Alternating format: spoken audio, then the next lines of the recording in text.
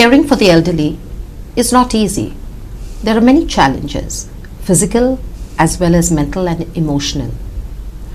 Hello everyone and welcome to the Navin Times Talk from the Heart. Our guest today is a geriatrician, a functional medicine expert, an anti-aging expert and a preventive cardiologist, Dr. Lenny da Costa.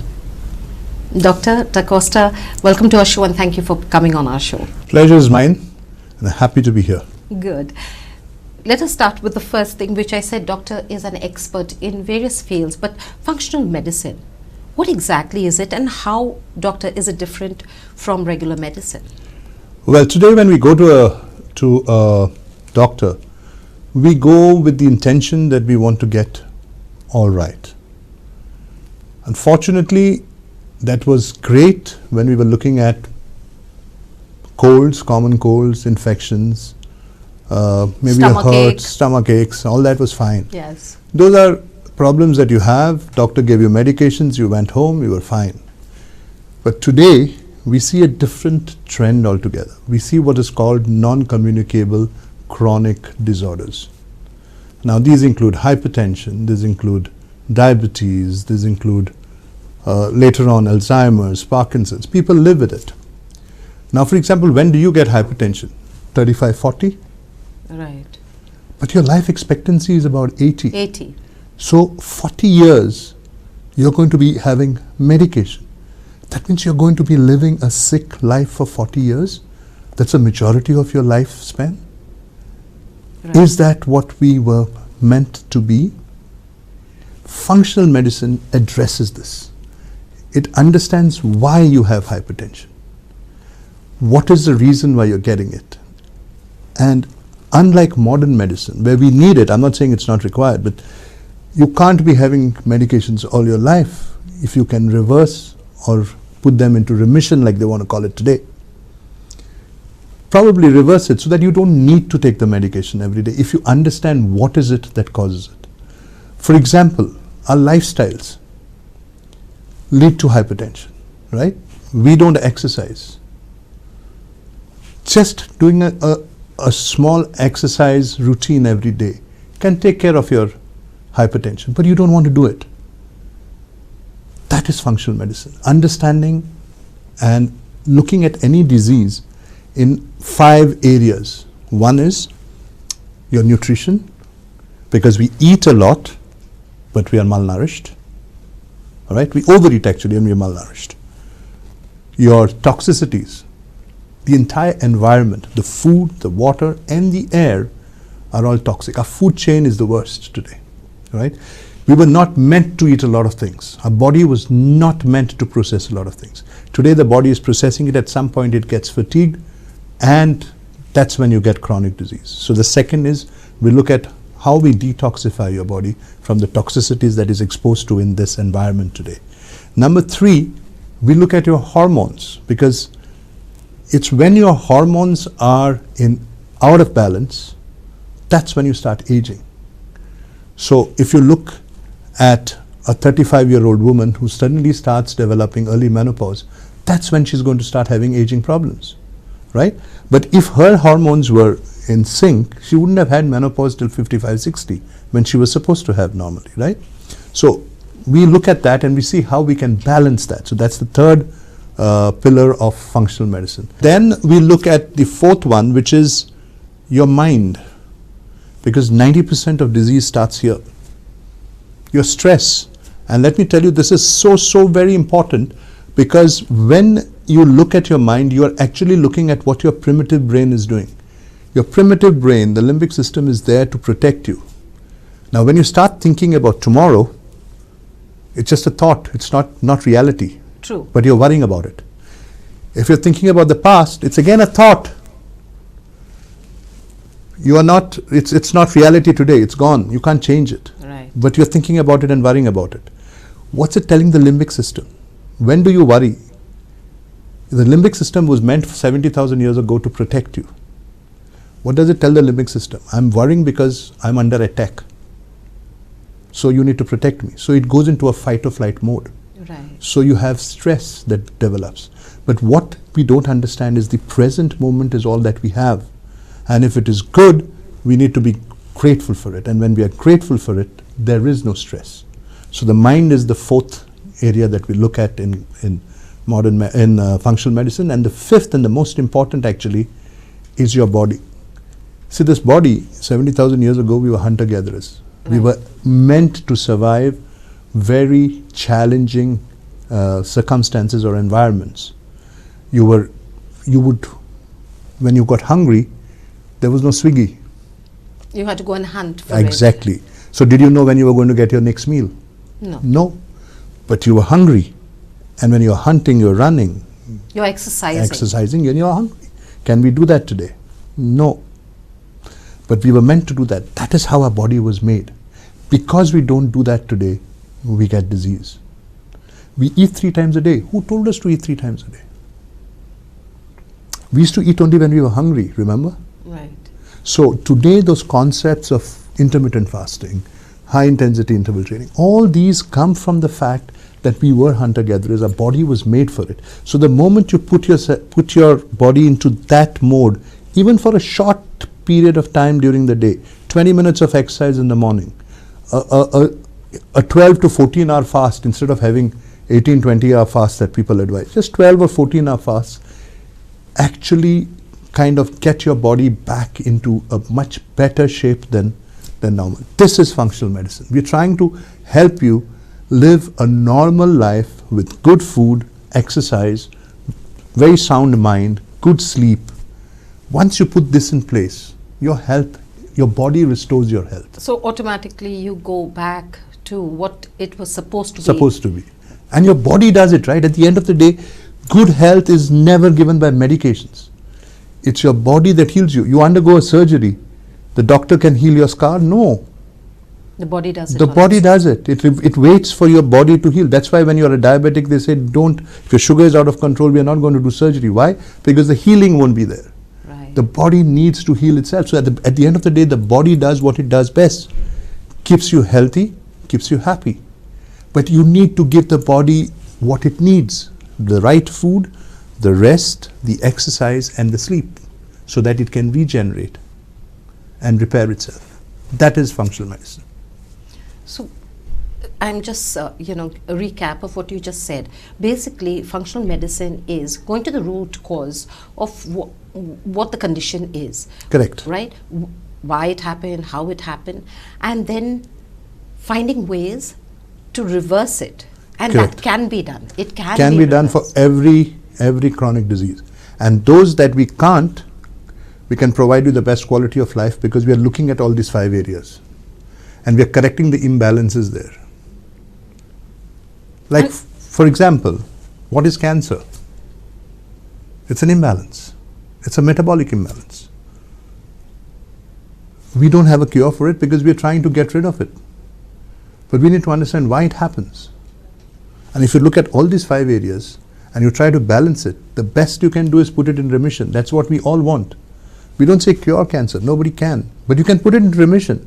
You can put an autoimmune disease into remission. You can put your diabetes into remission. Today, modern medicine even says that you can put diabetes into remission. 5 years ago, 10 years ago, when we spoke of it, modern medicine didn't accept that. But today they do because they can see it. They've seen proper data that diabetes can go into remission with the right lifestyle and with the right nutrition and with the right supplementation, with the right... Why nutrition plays such a huge role? You see, I remember years ago when I used to visit a clinic in Pune, one patient asked me, he says, you know what, I'm a farmer, my father was a farmer, my grandfather was a farmer, so we eat the same food. Why did I get it, my father didn't get it? Mm-hmm. He had come to me because he had heart disease. And I explained to him, I said, see, listen, the food that you are eating and the food that your father ate may be the same, but they're completely different. Why? For one, today, the soil in which your fruits or your vegetables are grown or your grain is grown, it doesn't... chemicals. No, besides the chemicals, forget that. That is one aspect. But does it have the same nutrients that your father's time had? Why am I saying this? See, if you go to your 3rd standard geography, that it tells you that the rivers, they originated in the hills, in the mountains. And from there, they brought down the minerals and charged the soil. This is third standard teaching. All of us learned it. So the soil needs to get recharged. But we forget it when we look at, our comforts. What we did, we went and dammed those rivers. So we stopped a natural cycle in nature, which was providing us the natural food, which was recharging the soil.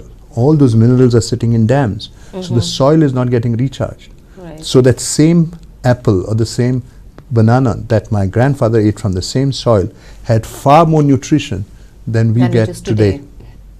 Secondly, if you go to the market, you get lovely, bright colored fruits. When were they plucked, for God's sake? They are very tasty, very sweet. When were they plucked? They were plucked before they became ripe. Now, all your nutrition is coming to you when the fruit is ripening on the tree. And you are plucking it before all the nutrition reaches you. So what are you eating? So basically the time it takes for those fruits to come from wherever they're coming, it ripens It during doesn't ripen because it's not on the tree. So you don't have any nutrition in those fruits. So the fruits that I buy in the market, I have the most shiniest fruits I know. I buy from the Pancha market. You have exotic fruits that were never available before. They're all nice and shiny and they look lovely. So are you saying they are not ripe? Because when I cut it, they are ripe. No, they are ripe, but the ripening has happened afterwards in a warehouse. While it was traveling. Yeah, so but then you are getting your nutrition from the soil during the ripening phase when the fruit is on the tree. On the tree. So now you don't have any of those nutrients. And so your fruit is bereft of nutrients. This is one of the reasons why we don't get the nutrition that we are supposed to get. So we eat a lot, but we are malnourished. Right. That's food for thought, literally. Now, to my next question, you have also studied the effect of hormones on aging. Can you share a little bit? Doctor has studied that in depth. So can you share a little bit about hormones? So when we look at hormones, we're looking at, our mind goes to only our sex hormones, but there are quite a few. You have cortisol, you have DHEA, you have estradiol, testosterone. Of course, you have the thyroid hormones. Now, generally what happens is most of the hormones, they start, sex hormone binding globulin is another one that kind of tells us whether your hormones are depleting or not depleting or they are acting. But it's not so much whether the hormones are depleting, it's whether they are in a position to do the job they're supposed to do. Now, as you age, we think that the hormones decline. It's not that. It's the other way around. As the hormones decline, you age. That's why today we have a lot of people prematurely aging. If for a woman, let's say, if her hormones were absolutely balanced, the chances of her becoming hypertensive or diabetic before menopause were next to nil, or getting heart disease, for example, were next to nil. She was protected. She was protected because her whole body was made to procreate, to enhance the race, to kind of let the race go on. And so it is protected during her fertile years. But what's happening today? That same fertile years are becoming infertile. Many of the women suffer from PCOD. That's early aging. It's an imbalance. Why is that imbalance happening? Everything from the way we prepare our food, to what we eat, to the lack of exercise, to lack of sleep, most importantly. Because at the end of the day, when you don't sleep at 11 o'clock at night, or by 11 o'clock at night, you don't get two major hormones, melatonin and growth hormone, both of which repair and restore and regenerate your body during that sleep. This happens between 11 and 3 in the morning. And that's the time when we watch Netflix. We sleep from 3 to 8 or 10 maybe, but you have lost the time that you were supposed to get that regenerative phase, those hormones. This is when you start aging fast. Now, hormones, when they start declining, you age. Why? Because hormones play a huge role. Your thyroid takes charge of the basal metabolic rate. What does that do? It keeps you in shape. The moment you start putting on a belly, you know that you are aging fast. That's your first sign. Your testosterone gives you strength, More importantly, both testosterone, estrogen, progesterone, they have a whole load to play with your sense of how you feel, your moods, everything depend on hormones. The moment they start declining, you suffer from everything from depression to insecurities, stress, all of that comes into play. And finally, disease sets in. Hypertension would not be there if your hormones were in balance. Because the body has a beautiful way to balance itself. It was not meant for us doctors to interfere with it, right? It has a beautiful way. And the hormones are the ones that actually balance it, because they are the chemical messengers finally. They are the ones who do the job that you're supposed to do. But for them to work, they need the right nutrition. And sleep. And sleep, obviously. But they need the right nutrition. I tell you about thyroid. Let's look at thyroid. What we get from our thyroid gland, a large portion of it is something called T4, which is a thyroid hormone, but it's an inactive thyroid hormone. That T4 has to get converted into T3 in the body for it to act, right? It gives you some amount of T3 as well, but that's about one-fourth. 3/4 of it is T4. Now, for T4 to get converted into T3, it requires zinc and selenium. Now, zinc and selenium comes from your fruits, veggies, and everything else. And if it's not there in your soil, your T4 is not converting to T3. So you may be eating a lot of salad, but it does not have the kind of nutrition. Exactly. And that is one of the reasons why, while people say my thyroid is normal, I still have symptoms of hypothyroidism. Things like constipation, things like hair fall, things like nails going down, things like, the GERD. All of these are aging conditions. I mean, where do you see constipation? In an elderly. Where do you see hair fall? As you get older. So these aging problems, you start seeing it in the very young, at 25, 30, 35. Why should this be happening?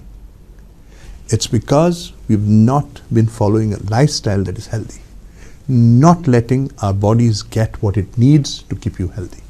Right. So you are speaking about you need to start taking care of it right from the beginning. Now let's talk about our elders, our senior citizens. Yeah. I'll give you the example, my own mum. Constipation is very, very common. We keep making her drink a lot of water, a lot of warm water, but she refuses. And she says she can't. Her stomach is full. She doesn't want to drink any water, and it causes a lot of agitation. But for a senior citizen, for the elderly, how do we combat this constipation, besides water? What else can we do? So one of the few things that we do for the elderly is give them some amount of fiber. And the pharma companies have come up with a lot of products. Mm-hmm. Many of them work, many of them don't work. But the answer basically, or the solution, would always be the kind of food that you're eating. Now let me explain this to you a little more. Now when I look at an elderly patient, what are the first things I see? How much of inflammation is there in the gut? And how do I know there is inflammation in the gut? By 2 or 3 things. One, because there is constipation. So the gut is not moving. Right. So there is no movement.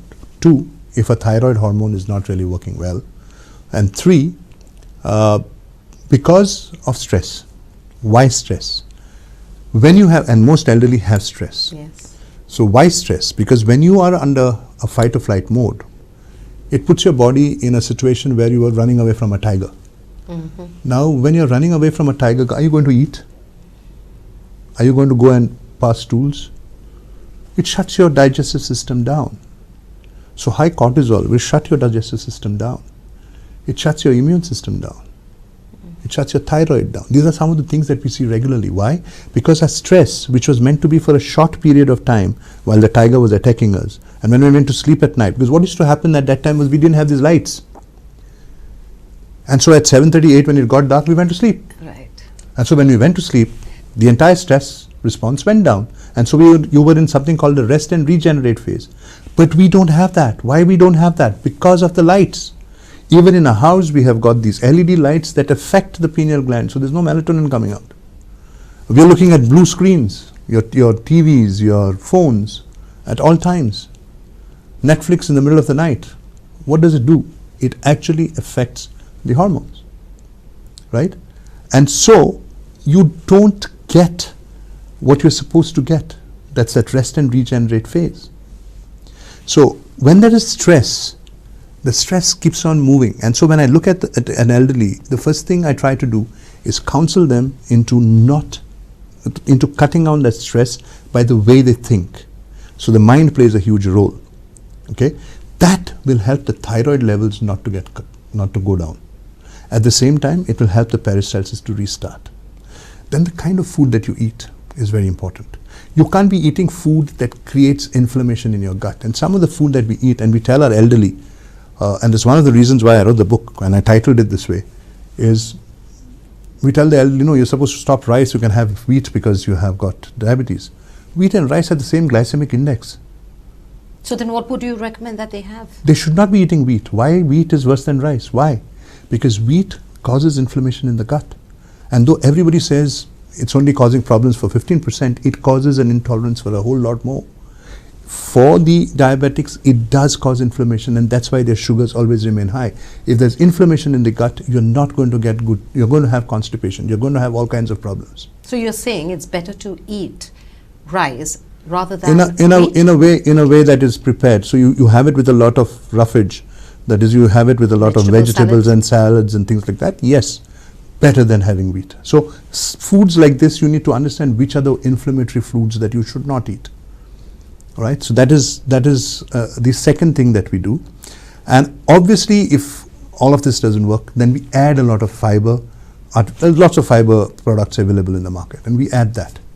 But just these two, if you see, a lot of patients come back. I mean, 80% of the patients come back and say, they just thank me because then they can have a normal stool without taking anything for it. Because when you are constipated, it causes a lot of agitation. It does. Not only to the person, but to like the family. for the family members, because they get very cranky as well. Absolutely.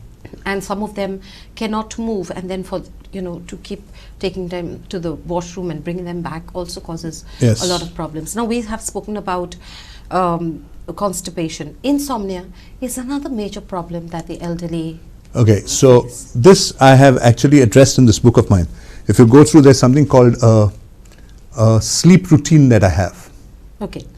Now the sleep routine is something that I ask every patient to do if they are going through insomnia. It is a winding down routine at the end of the day. You need to do that because you are exposed to so much that the body is still in that fight or flight mode right through the day. It's under that stress, right? So you need to break that cycle. So how do you break it? First, you kind of thank God for the day. Gratitude. When you have gratitude, you break the cycle. Now, if you don't believe in God, that's another thing, but you still need to be grateful to the universe or be grateful to your own self for the day that you've had. Gratitude in any form breaks the stress cycle, because when you are grateful, you can't be worrying, right? Right? Yes. So that's the first thing that you need to do at the end of the day. One. Now I'm thinking about it, that if you're grateful, you can't be worried. You can't be worried. I am grateful, but I'm also worried very often. Yeah, More often than not. So that's what I'm saying. When you worry for the future or the past. Yes. Not right now what's happening. So right now, if you're happy, you won't be worried. You need to be grateful for the present moment. Then you won't be worried. So you break the stress cycle for that moment that you're grateful. You can't be having two feelings at the same time. You'll be having that feeling of worry after some time. Yes. Maybe 3 minutes down the line, 4 minutes. But for a minute you have broken the stress cycle, right? Because you're grateful. Different set of neurotransmitters that are released that help you to kind of break that stress cycle. So the first thing you do is we are grateful. Number two, you shut off your blue screens at least by 7:38. That's when you have your dinner. You want to sleep well, you need to pay for it. See, every good thing in life costs something. You need to pay for something. When we want to get a good grade, we have to study for it. When we want a qualification, we need to study for it. When we want a job, we need to appear for an interview. Similarly, you want good sleep, you need to prepare for it. So cut your blue screens by 8 o'clock, compulsorily. Have your dinner between 7:30 and 8. In your bedrooms, no LED lights, no tube lights, incandescent bulbs in lamps around, and then you start winding down by 9 o'clock. And so by 10 or 10:30, you shut off all lights. there has to be pitch darkness by 10:30. That's when you'll get sleep. You can't get sleep taking benzodiazepines or sleeping pills, because they're going to give you a hangover the next day. You're not going to have restful sleep, right? You need to let the body go into that sleep mode, release the melatonin. That again is very enriching and repairing for your body. If it doesn't, you will not be able to get that good restful sleep. We do give a lot of our elderly high doses of melatonin to help them sleep well, but that's not necessarily because of sleeping. It's because I want the melatonin to help them repair and regenerate, because they might not be, their pineal gland might not be releasing that much of melatonin, all because of the kind of exposure the pineal gland has. LED lights, tube lights, blue lights of your screens, blue screens is all going to affect your pineal gland. Right. We all must remember what doctor just said. By 7:30, 8 o'clock, we need to put our phones off and all blue screens. Including TVs, huh? Including TV. It sounds rather impossible, but I think... No, I have actually explained this to somebody who needed to work in the night. And I told that person, I said, you go to sleep by 10:30 and you get up at 4:30 and do the same thing. It won't affect you. It won't harm you. In fact, it will be good for you. What you can watch between 8 and 10 or 11 at night can be watched between 4:30 and 7:30 in the morning. Why don't you do that? Let your body relax and rest when it's supposed to, not when you want to, when your body needs to. Right. I hope you'll have all heard that, all those watching, because it's something that I'm definitely going to try. So, doctor, we have spoken about insomnia and constipation. Diabetes is another very chronic, and most senior people have that. They suffer from diabetes. What can in the diet, you said wheat is better than, rice is better than wheat. Besides that, what else can we incorporate into the food that will help them? So, when we look at diabetes, I'd like to look at it from a point of view of a vehicle. If you bought a brand new petrol car and took it to the gas station, and instead of petrol put diesel in it, what would happen? It wouldn't function. Exactly what's happening to you. You were meant to eat one kind of food, and you're feeding your body another kind of food. What do you mean by that? Because as I said, I'll explain to you. You said rather give rice. So if I'm giving rice and vegetable, then what? I'll explain to you. 70,000 years ago, our genetic makeup that we have is very, very close to what we have today. There's hardly any difference, 0.00 some percent, right? This is what's recorded in data. We were meant to be hunter-gatherers. Meaning what? We hunted and we gathered. And we ate that at that time. Yeah, we hunted and we gathered all fresh food and we ate at that time. We never farmed. Farming started 10,000 years ago. Hunter-gatherers used to live much longer, about 200, 250 years. Their life expectancy was bigger, whereas farmers, their life expectancy was under 100.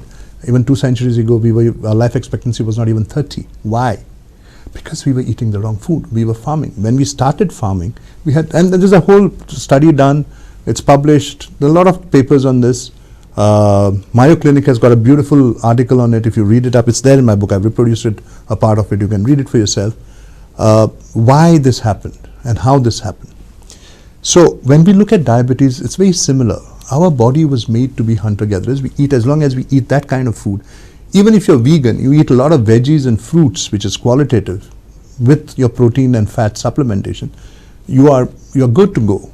It's not that you have to have animal protein only. You can have protein otherwise. You have got good plant protein sources as well. The problem is when we eat too much of grains.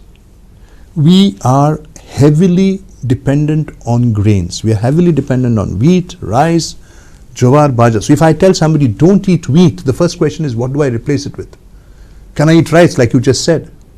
When you replace a food and when you don't get the replacement, you go back to the old one. But the modification you need to do is cut these carbs.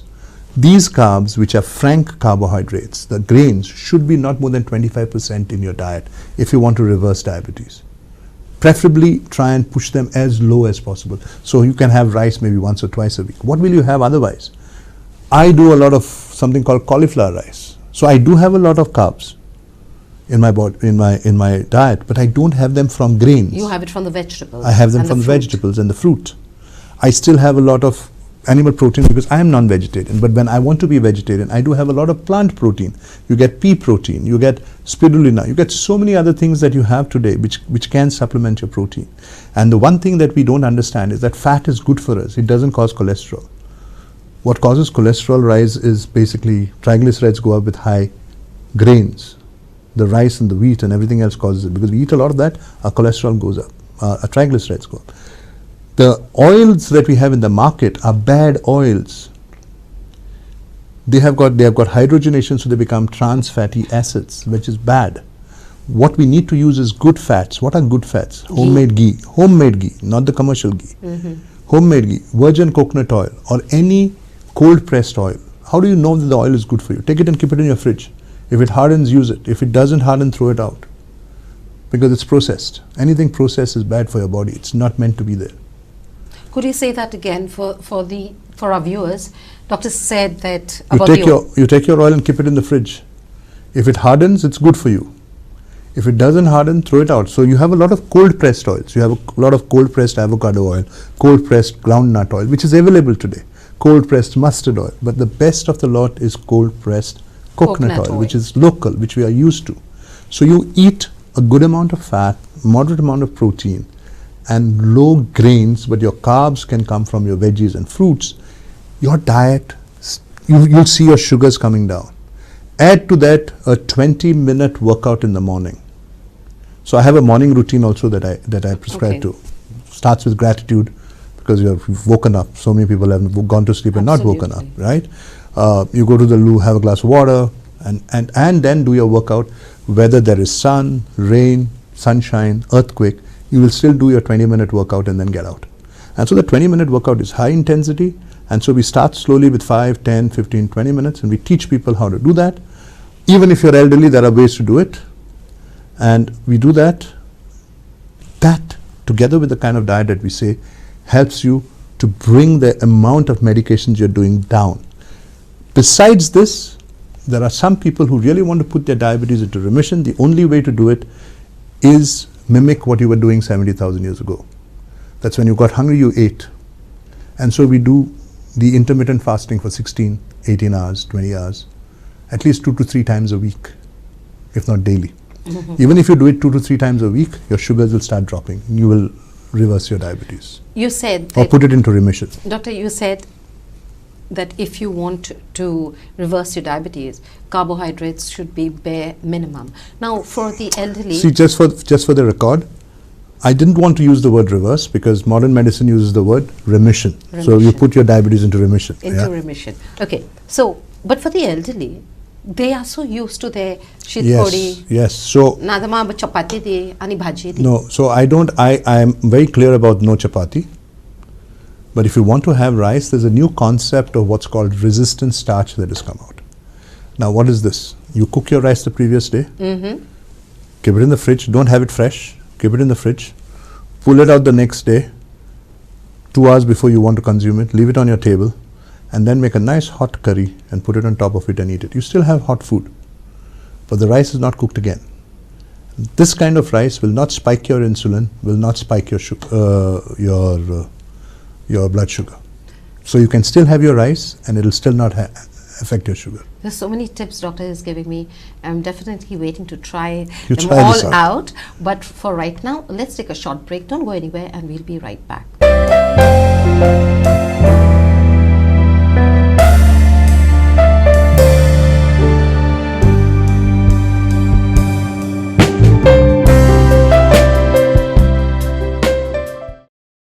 Hello and welcome back to the Navin Times Talk from the Heart. We are in conversation with Dr. Lenny da Costa. Doctor, you have given us a lot of tips. Again, a lot of food for thought. We have to be careful with our food though.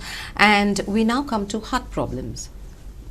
Most of the senior citizens and the elderly that we know of have some form of heart problems or the other. What can we do to prevent those who are fine, who have no problems, so we prevent it not happening, and for those who have it, what can we do to curb it? Yeah, so let's start with what can we do to prevent it. Right. Now, when you want to look at what we need to do to prevent it, you need to understand what is it that causes it. And again, we come to those 5 elements of functional medicine. One of the reasons why you have heart disease, and in some cases very early in life, is because of the kind of toxicities that are entering our bodies. The toxic stuff that is entering our bodies, from food, your water, the air, everything is toxic. Now, you can't possibly change it. So the best thing that you can do is detoxify yourself. And we do that by? That's a very good question. Now, if you exercise every day and you sweat, the best form of detoxification. But we don't do it. Easiest, but it's hard. It takes some effort, but we don't want to do it. So that's one. And then of course, there are other things like the right kind of food that help you detoxify. A lot of vegetables that you eat, chlorella, your what do you call it, coriander. These are some of the food stuffs that we have which are helping us detoxify. But unfortunately, all of these come from the same farms that use those inorganic pesticides in them, and so we can't get rid of it, right? So that gets into our body. We need to get rid of it. Exercise is an easy way of doing it. The second, obviously, is actually doing a proper detox protocol. Now, there are various detox protocols that we have, which we do for patients who have disease and for patients who don't want to have. Unfortunately, this is something that modern medicine doesn't pay attention to, but Ayurveda and a lot of other holistic alternative medicine areas or streams look at it very, very strongly. Ayurveda, for example, looks at detox as one of the main things. But detoxification will help your body do what it's supposed to do. I'll give you a very simple example. The cadmium that gets into your body from your pesticides, what does it do? It goes and blocks zinc. What does that do? It stops T4, T3 conversion. You're having an underperforming thyroid. You start putting on weight. That's where your heart disease begins. You're not exercising. That's where your heart disease begins. So simple thing like exercise can prevent a lot of this if you're doing it for good and if you're eating the right kind of food, right? The third most important thing is how do you keep your mind calm and cool, right? So nutrition, detoxification. We've not looked at hormones so much, but we look at them at a later stage. In many patients, we look at testosterone levels. If they are low, how we can augment them. But exercise, I've told you, and a calm mind. If you can do this, you're preventing it. Now, what happens to people who already have it? There you need to assess what you need to do. Whether a surgery will actually help them, then you send the patient for surgery. When that doesn't help them, what else can you do to give them the best quality of life? My father, for example, had ischemic heart disease for about 20 years of his life. He had already done a bypass at 59, lived to be 84 or 83 when he passed away. But he had heart failure right through, but he lived with it. Why? Because we provided him the right kind of nutrients, whether it was given in the form of injections, tablets or whatever, to ensure that the heart got the energy that it needed to survive. This can be done, but it is tailor-made for patient to patient. It is not one size fits all, because your heart will work differently from his and his from hers. So you need to look at it as a person, not as a heart. If you're looking at the person, then you'll be able to help the patient have quality life despite the disease. And that is another objective of a functional medicine doctor, to provide you a wholesome quality of life despite the disease. So the disease doesn't affect you. You don't think about it. You're not thinking that fact that you're sick. You're living a normal life, but you have made adjustments in your lifestyle, and that is what gives you a normal life. And then we add the nutrients that you need to ensure that you have that quality of life, and you ensure that that quality of life exists for you for as long as you live. Now, you have spoken about exercise, and you said, even the elderly, the senior citizens need to exercise, some form of exercise, but not most, but many of the elderly have aching joints, their muscles are hurting, and even walking becomes a problem. What would you recommend for them? So why is this happening? Because you're not using it. You're not using it as effectively as you're supposed to use it. What happens if you tie your hand up like this and keep it for a month? It'll stop working. Right. Why do you get a frozen shoulder? Because you're not exercising it. These are some of the things that you see in the elderly. Osteoarthritis, why are you getting it? Because you're overweight. Your body is taking too much over there. It can't do the wear and tear anymore of the cartilage. So you're getting osteoarthritis. Why do you get all of this? Why are your muscles aching? Because you have osteopenia. The muscles are dying. Why are they dying? Because you're not letting them live, because you have not exercised them. What you're not using, nature discards. You need to use it on a regular basis. Now you'll tell me, I have not worked out for 10 years now, I'm 65, how am I going to work out? Yes, we put you through a workout regime and we have a way to do it. We have it for heart failure patients. Otherwise, heart failures don't come out. They don't come out of heart failure. There's a one-way ticket downhill if you don't want to rehabilitate it. So there's something known as a rehabilitation of a cardiac patient as well, or an elderly patient. How do you do this? Various exercises. We start with simple, the pedal that you get? Yes. You can start pedaling with your hands. Automatically everything starts moving up. Initially it's tiresome. For the first 2 weeks, there are going to be more pains. But like I said, no pain, no gain. You have to have a little pain to gain. And then after the third week or so, you can do much more than what you were doing. Then we put you through the other exercises, and finally a person can even start cycling. So the exercise cycle becomes a very important part of an elderly's exercise routine for us. You have a stationary cycle. When you can't get on it, just the pedal in front of you when you're watching TV during the day. 20 minutes of pedaling will make sure that you have enough fluid that you need to lubricate the joints in your knees and in your ankles. So you're saying they can do it even without the cycle? Can they do it? You have those pedals there. You get those pedals, you get a tripod with a pedal, and we just make you do that. There are so many exercises that can be done without any equipment at home. You don't need to walk out to do a walk. I'll show you how to do a walk at home. A 20-minute walk at home. There are so many exercises. You don't need me. Go to YouTube and say walk at home, and they'll give you about 100 exercises that you can do at home, which is walking at home basically. And if an elderly person starts doing it for 10 minutes every day, you will see that the aches, the pains, and a lot of that starts disappearing slowly. It is not instant coffee.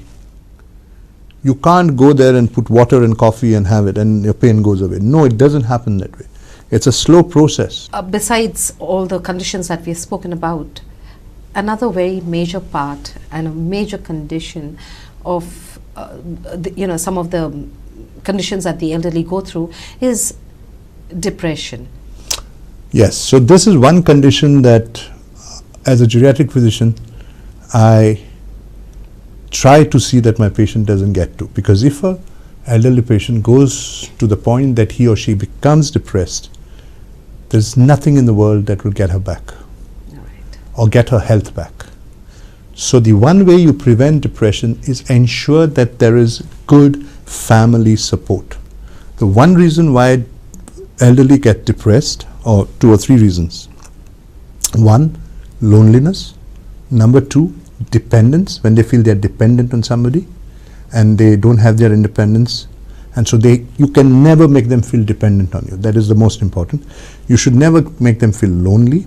And 3rd, when you say that nothing can be done for the troubles or whatever they're facing, whether it's disease or whatever challenges they're facing. So when they get the confidence that they can counter those challenges with or without your help, they will never be depressed. We think it is more because of their thinking and this and that. No, it is basic things like health, like movement. They can't move, they're going to get depressed.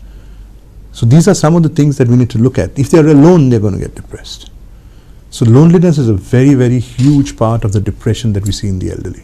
And so the more family support they have, you will not have depression.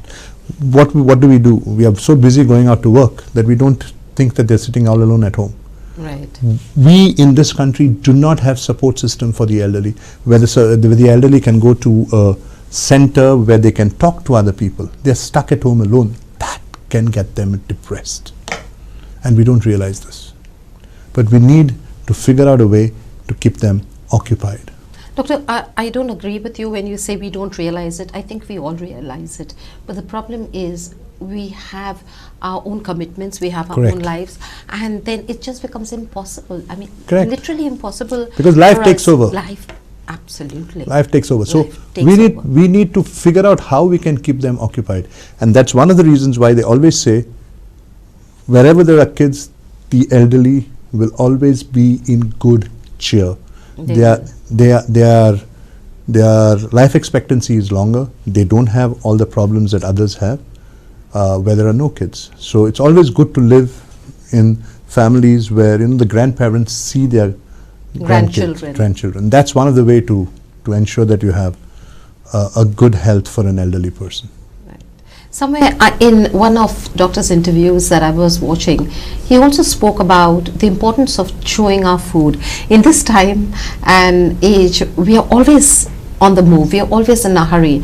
I know myself, where I'm always eating because I have something else lined up, and more often than not, I gobble my food, which you say is wrong. I know it is wrong to a certain extent, but doctor can tell us more about it as to what exactly we should be doing and what we should be avoiding. So chewing food is something very important because your digestion begins in your mouth. I don't know how many of you know that we do have what is known as commensal bacteria in the mouth. The prebiotics that we talk of, which are in our gut, Right, are also here in the mouth. That's where the digestion starts. If we don't chew properly, we don't get enough acid in the stomach. If we don't get enough acid in the stomach, the digestion will not start. That's the first point. So chewing is very important. Now that's for people like us. In the elderly, chewing is even more important, because in the elderly what happens is they have bad teeth, they don't want to chew. right. And so they have a lot of soups. One sure shot way of getting them senile fast or dementia setting in fast. You don't want dementia setting in, they need to chew. The action of chewing stimulates the brain. Dementia doesn't set in early, and it may not set in at all as long as they chew. So the first thing we do, and it's in our geriatric practice, one of the things that we look at, there are two very important things that we look at. One, to ensure that a geriatric patient never has a fall at home. So the house is so safe that they can catch. Even the diameter of what you catch has to be in a particular diameter. It can't be too thin, because sometimes people can't hold it, so you have to be able to hold it easily.